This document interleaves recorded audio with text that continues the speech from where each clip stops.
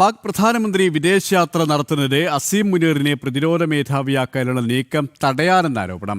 പ്രതിരോധ വിദഗ്ധൻ തിലക് ദവാഷേറാണ് ഇക്കാര്യം അറിയിച്ചത്. ഭാരതത്തിന്റെ ദേശീയ സുരക്ഷാ അഡ്വൈസറി അംഗം കൂടിയാണ് തിലക് ദവാഷേർ. നവംബർ 29-നാണ് സൈനിക മേധാവിയായുള്ള കാലാവധി അവസാനിക്കുന്നത്. തുടർന്ന് പാകിസ്ഥാന്റെ സംയുക്ത സൈനിക മേധാവിയായി അസം മുനീറിനെ നിയമിക്കാനുള്ള നീക്കങ്ങൾ നടന്നിരുന്നു. ഇത് തടയാനാണ് ഷഹബാസ് ഷെരീഫ് വിദേശയാത്ര നടത്തുന്നതെന്നാണ് പ്രതിരോധ വിദഗ്ധൻ കൂടിയായ തിലക് ദവാഷേറിന്റെ നിലപാട്. വിവരങ്ങളുമായി ഇന്റർനാഷണൽ ഡെസ്കിൽ നിന്നും ഐസൻ ജോസ് ചേരുകയാണ്. ഐസൻ, പാകിസ്ഥാനെ സംബന്ധിച്ചിടത്തോളം നമുക്കറിയാം ആഭ്യന്തര കലുഷിതമാണ്. അവിടുത്തെ രാഷ്ട്രീയ സംവിധാനങ്ങളടക്കം തകർന്ന ഒരു സാഹചര്യമാണ്.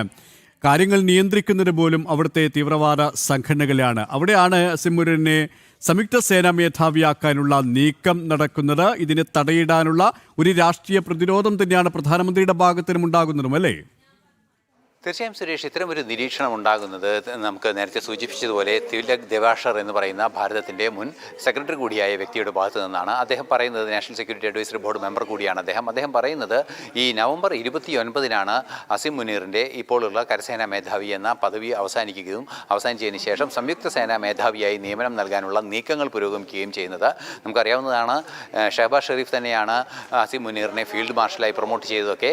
ഫീൽഡ് മാർഷലിന് റിട്ടയർമെൻ്റ് ഇല്ല എന്നതുകൊണ്ട് തന്നെ അദ്ദേഹത്തെ പുതിയ പദവികളിലേക്ക് നിയമിക്കാനുള്ള നീക്കങ്ങളാണ് നടന്നുകൊണ്ടിരുന്നത്. ഈ നീക്കങ്ങൾക്ക് തടയിടാനുള്ള ഒരു നടപടിയുടെ ഭാഗമായാണ് ബഹ്റൈനും തുടർന്ന് ലണ്ടനും സന്ദർശിക്കുന്നതിനെ ഷഹബാസ് ഷെരീഫ് യാത്ര തിരിച്ചതെന്നൊരു നിരീക്ഷണമാണ് ഇപ്പോൾ പുറത്തു വരുന്നത്. തീർച്ചയായും അങ്ങനെയെങ്കിൽ ഈ സൈനിക മേധാവിയെ ഒഴിവാക്കാനുള്ളൊരു നീക്കം ഷഹബാസ് ഷെരീഫിൻ്റെ ഭാഗത്തു നിന്നുണ്ടാകുന്നു. ഒരു പക്ഷേ അത് തീർച്ചയായും അത്തരത്തിലൊരു നീക്കം നടത്തുന്നത് മറ്റ് ചില സാഹചര്യങ്ങളുടെ കൂടി സമ്മർദ്ദം കൊണ്ടായിരിക്കാമെന്നാണ് ഇപ്പോൾ നിരീക്ഷിക്കപ്പെടുന്നത്. ട്രംപ് ഉൾപ്പെടെയുള്ളവരുമായി കൂടിക്കാഴ്ച നടത്തുകയും ട്രംപുമായും സൗഹൃദം സ്ഥാപിക്കുകയും ഒക്കെ ചെയ്തൊരു ചരിത്രം അസീം മുനീറിനുണ്ട് എന്നതൊരു യാഥാർത്ഥ്യമാണ്.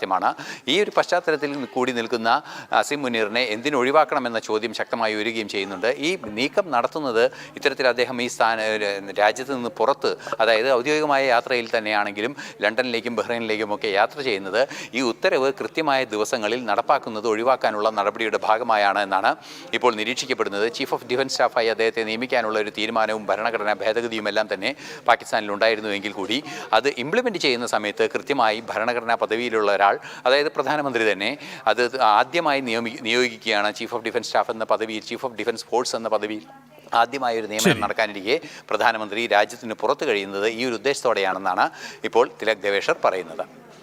ഐസൻ ജോസ് ആണ് വിശദാംശങ്ങൾ നൽകിയത്.